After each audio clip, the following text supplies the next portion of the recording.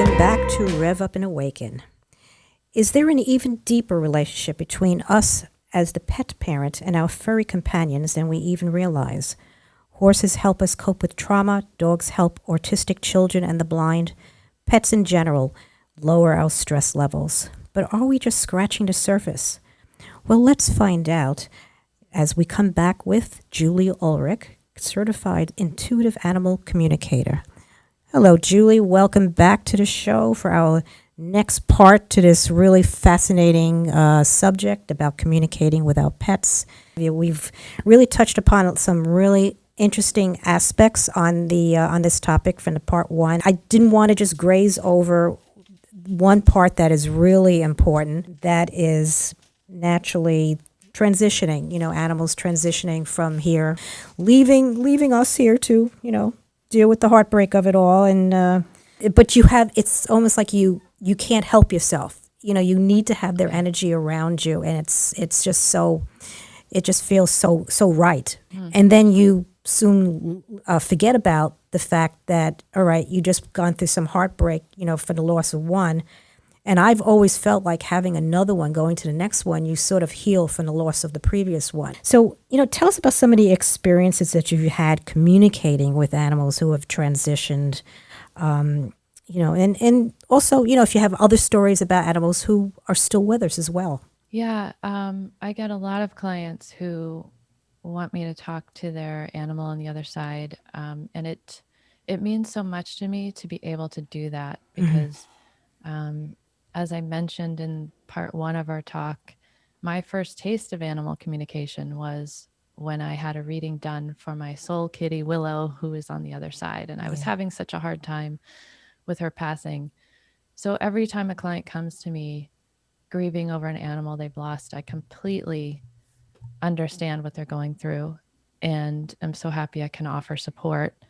A lot of people come to me carrying a lot of guilt, Right. especially if they've helped their animal cross over, or if the animal passed super suddenly and unexpectedly, and they don't understand why they didn't see it coming and they couldn't have done something, or if their animal was ill for a while, they always feel like they could have done more. And I have to tell you that I have never spoken to an animal on the other side who wasn't just completely coming through with pure love for their person and complete understanding. The last thing our animals want us to feel is guilt or, or regret or anything like that. So I'll give you an example of one of the most memorable things that happened in this work for me was I had a client who was completely devastated by the passing of her dog. This dog, was like her soul dog, like my Willow was my soul kitty. And she was just distraught. And in the reading, she asked me, can you please just ask her if she's okay? I really just need to know if she's okay. In my experience, they're always okay. They're on the other side. They're in full love energy. Right. But I always like to ask the animal anyway to get their own unique answer.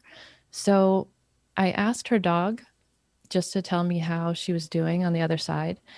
And she gave me this picture of herself on her hind legs, twirling around in a pink tutu. And I thought, okay, that's pretty unique. But what a great way to give me your answer, right? So I told the woman, I described what I was seeing. She's in a pink tutu. She's twirling around. And the feeling she's giving me is just pure joy, right? She couldn't be any better. About a week later, I received an email from this client who tells me that she had just gone out for a walk and she ran into a woman on her walk who was walking a dog who was identical to my client's dog on the other side. Same breed. They looked exactly alike. And this dog was wearing a tutu. This woman she ran into was walking an identical dog to hers, and the dog was wearing a tutu. It's amazing. So the woman asked my client if she'd like to pick the dog up and hold her. So my client did. And she said she said she was holding this dog and she just felt all of this love just come into her heart. And she knew that this was her dog on the other side, telling her, I am okay. I am still connected to you. Yes. I can still reach out and touch you. You know, I'm that connected with you. Everything's okay. Yeah. And for me, that's the best case scenario, when a client can really know beyond any doubt that their animal is completely okay. Their animal is still there. Their animal still loves them. That's what this work is all about to me. Have they ever given any information of what it's like there as when they transition and where they go to? I've had an animal, I think it was a client's cat, who was showing me all these gorgeous colors around him, and that he had become this really sort of ascended higher being and was helping to heal the planet, you know. And I recently just did a reading for a dog who just showed me he was running around to all of these other animals and people on the other side and connecting with all these other beings who were connected to him and to his person, who were on the other side. So he was making all these connections and spreading the love. They all have their unique answers when we ask them questions like that. And it's all about love, always about love. Right. That's so sweet.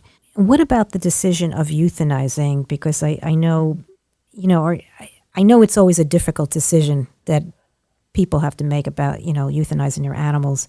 Are animals more accepting of that transitional phase of life, even if it is through euthanizing? And are they aware, when they are ready to leave their bodies?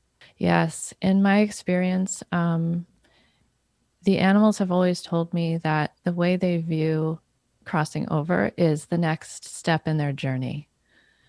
They don't have all that human stuff that we do, that is full of possible regrets and things like that.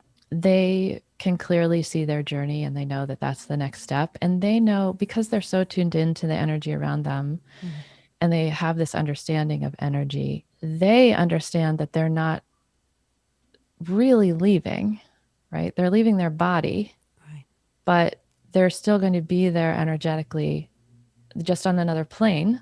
We can't see them with our physical eyes, although sometimes we can. I've had clients say they did see their animals after they crossed over. So, to them, it's like, okay, I'm going to take another form, but I'm still going to be connected to you just as strongly.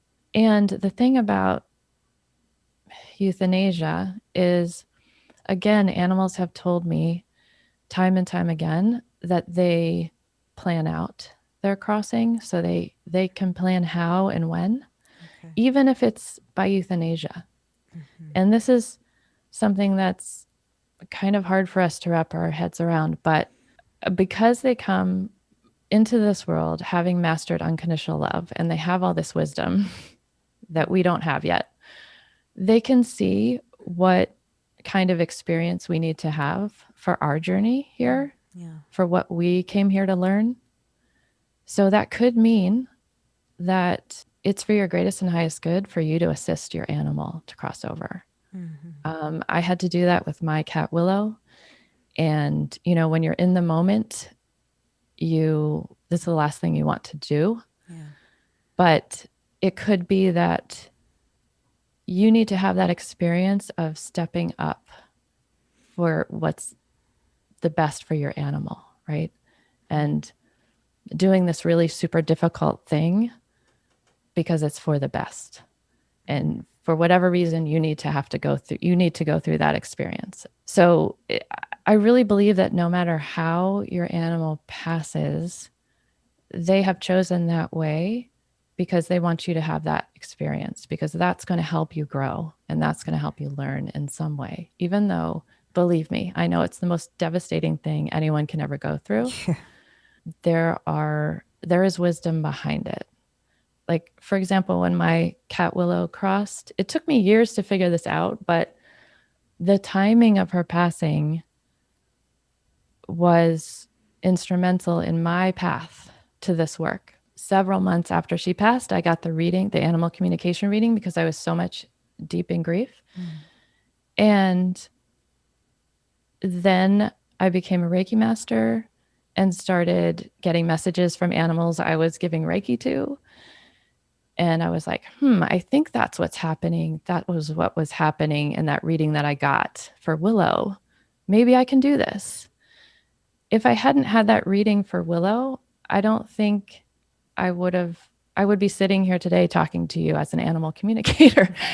You know what I'm saying? Yeah. So they can see the big picture, and they know when it's best for you for them to leave, which again is hard to understand. But for me, at least personally, it becomes clear the more I do this work. So what kind of, I guess, support or wisdom you can pass on to people who are perhaps, going through grief right now, or, maybe are still grieving after quite a few months of losing a pet? I think to understand that you're still connected, that animal is still connected to you, they can still communicate with you. You can still communicate with them. Clients tell me that, their animal shows up in their dreams, or they can feel them. They're half awake in bed and they can feel their animal on the bed. Yeah. I have heard Willow's meow behind me, and I turn around thinking I'm going to see her and she's not there, but I know she is there. So they can still communicate. You can still have that connection, and to remember to be grateful for the time and experience that you had with that animal. I think it's such an honor to have an animal choose to have a contract with you and be in your life. So that's such an honor to receive that. So to try to stay in that energy of gratitude. Yeah, like you, I've had a few, I guess you want to call it like visitations from at least, well, a couple of, a few of my past pets. There was one I had to unfortunately put to sleep as well. And when I came back from the vet, I was just lying down, feeling bad about, what had just happened. And my other cat was, sitting on the one area of the bed. And all of a sudden, we both heard at the very same time, because both of our heads like jerked up, looked in the same direction. We heard like this meow, and it was definitely my cat Frankie. Because we knew, I certainly recognized his voice, and it was just he was just meowing, just for a brief time. And I knew, like, at the very least he was probably like, coming back and just visiting, and another time I actually saw peripherally on the side of my eye the spirit of a dog in somebody's house. And I didn't realize at the time because I wasn't paying attention to it. But later on, when I was in conversation with the person who was the owner, he had said that his dog had passed away. Well, I don't think he realized his dog is still in the house, because I saw him my face. Right? It was amazing. So, and he was a big brown dog. When I've had experiences like that, it makes you realize how, we none of us are ever die. We're all spirit. We're all energy, and we just transition into something else. Amazing when you have these experiences, what are some of the common questions that a client might ask you, when they have a session with you, especially about their pets? A lot of times they'll ask about their pet's life before they adopted them. Okay. They want to know the history. Yeah. And it's interesting because a lot of times an animal will just give me a very, very brief little snippet of something, because they don't really want to dwell on the past. Oh, yeah. They're so much in the present. They'll tell me that it doesn't really matter what happened to them. Let's see, what else did they ask? Well, we talked about this in the first talk we had about quirky behavior. Oh, yes. Or amped up behavior. That's a question that comes up a lot.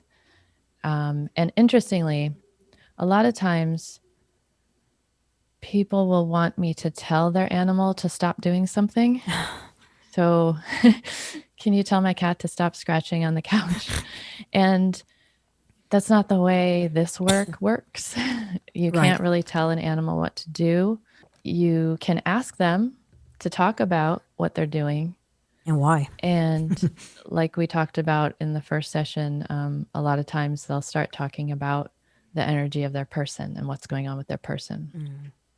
Well, when my person tends to get very anxious, I go and scratch on the couch. Yeah. And then we can talk about, where's your anxiety coming from? How can you be more aware of it? And how can you learn to shift it? And then your animal's behavior improves. And like I said, if it's an animal on the other side, people always ask if their animal's okay. And a lot of times they'll want to know what the crossing over experience was like for the animal. So they're mainly concerned, they don't want their animal to have been in a lot of pain or have been suffering. So they ask me to ask the animal about that a lot. And in my experience, animals start transitioning before they actually cross over. Yeah. So their spirit is lifting out of their body. It could be days before the actual moment of crossing over. Yeah. So a lot of times there's time before the passing where they're not fully in their body, so they're not feeling the pain or discomfort.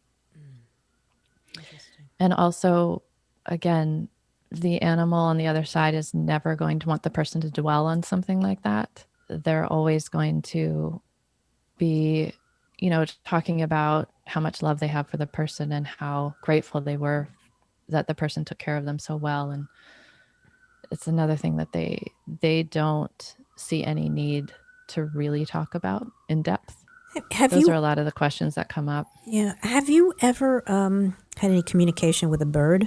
I've always been fascinated with their minds because they seem very sharp. The other day I saw a documentary with an animal communicator, and she was communicating with this bird, and she was saying how he's very sharp at everything that he does. He understands how to make things work. And it was real. And I said, that's really fascinating because I've seen so many birds and how they interact with people, and they seem very intelligent. Yeah, I think a few months ago I did a reading for a bird, and this bird was talking about, it was interesting that sometimes in the house, the energy can get a little stressed out. And that's when he decides to fly around. Like he didn't, first of all, he told me he doesn't like his cage at all. I don't blame him. Yeah. That he likes to fly around like high up in the room. And the woman said, yeah, he flies around and prefers to not be in his cage. So again, it was a situation of, just pay attention to what's going on in the house, what the energy is in the house when this happens. He's giving you a signal to, again, lighten up. They're always asking us to lighten up. But I had a funny experience recently because I live in Brooklyn. Sometimes a pigeon will come and land on my fire escape right outside my window where my desk is. And it drives my two cats crazy. They're just like, their tails whip around and they get all excited. Meanwhile, the pigeon's almost as big as they are. And I was getting this feeling from the pigeon that he was kind of really playing with my cats because he knew that they couldn't get through the window to him. And he was kind of enjoying this interaction, getting them all excited. And then a little while later, my cats weren't looking out the window. They were engaged in a little sparring match on the floor. And they were getting a little heated in their smacking each other around. And I always tend to want to break it up when they start getting into a tussle. Yeah. And the pigeon was sitting on my fire escape when this was happening. And I just looked out at him and connected with him. And he was telling me, just let them play it out. let your cats play it out. It's what they need to do. And as soon as he told me that, my energy shifted. I got a lot more relaxed, and my cats stopped smacking each other. They just the energy shifted for them too. And so it's just so cool. I mean, I've had a dragonfly come to my window, and I just asked him for a message, and he told me I needed to lighten up. Wow. Because I was working at my desk and I was really stressed out. And then I was like, I'm just curious what the dragonfly symbolizes in spirit animal world, So I looked it up, and sure enough, it said the dragonfly symbolizes lightening energy, lightening up your energy. Interesting. So it's so cool how even the animals we encounter out in the world beyond our own pets can have messages for us and have wisdom to share too. Yeah, did you do a reading for a horse? Because I think I saw a photograph of it on in your site. I have done readings for horses, and I have done Reiki on horses. Those pictures on my site are from 2 workshops I went to in Costa Rica. They were called Horse and Soul workshops. And they were the most magical experiences I've ever had. You get there to the workshop, and on the first day, the horse chooses the person he wants to work with for the week. So, I mean, talk about an honor. I don't know if there's a greater honor than that, to be chosen by a horse. But they take a look at your energy, they connect with your energy, and they're like, yep, I got what it takes to help her with what she needs help with. It's funny because I went into the workshop thinking, oh, I'll get to practice animal communication with a horse for a week. And it was really like, I get the most intense therapy from a horse for a week. Yeah, I've had incredible experiences in those workshops. The horse who chose me the first time I went, his name is Mr. Big. And we went on a trail ride. The group of us went on a trail ride one day, and I was so nervous because I didn't have experience riding horses, and I just wanted to do everything right and, be the best I could be, but I didn't know what I was doing really.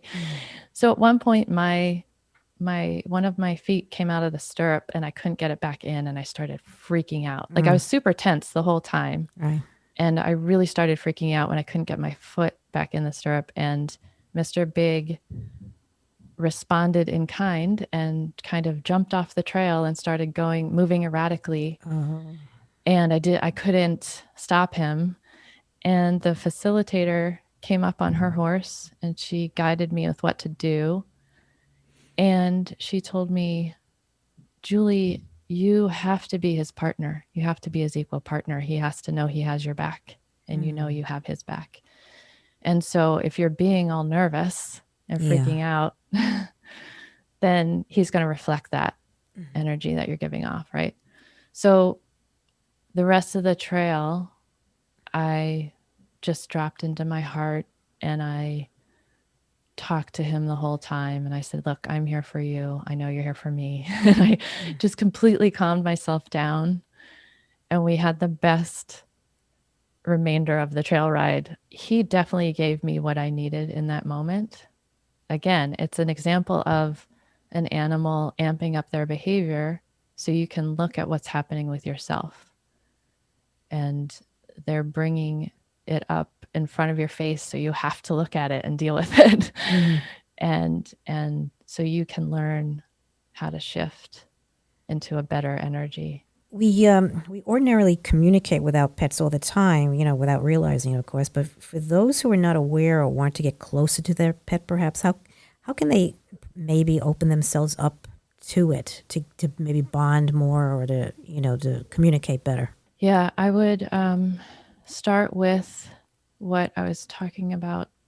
Now I can't remember if it was this talk or the part 1 of how you really, one of the requirements has to be ultimate respect for your animal. So starting with that energy and that feeling of, I really respect you, and I understand that you have wisdom to share with me, and I'm open to receiving. I always take deep belly breaths just to clear my energy and feel centered, because you don't want to try to connect with your animal from a place of worry or distraction or anything like that, because that's not respectful either to them.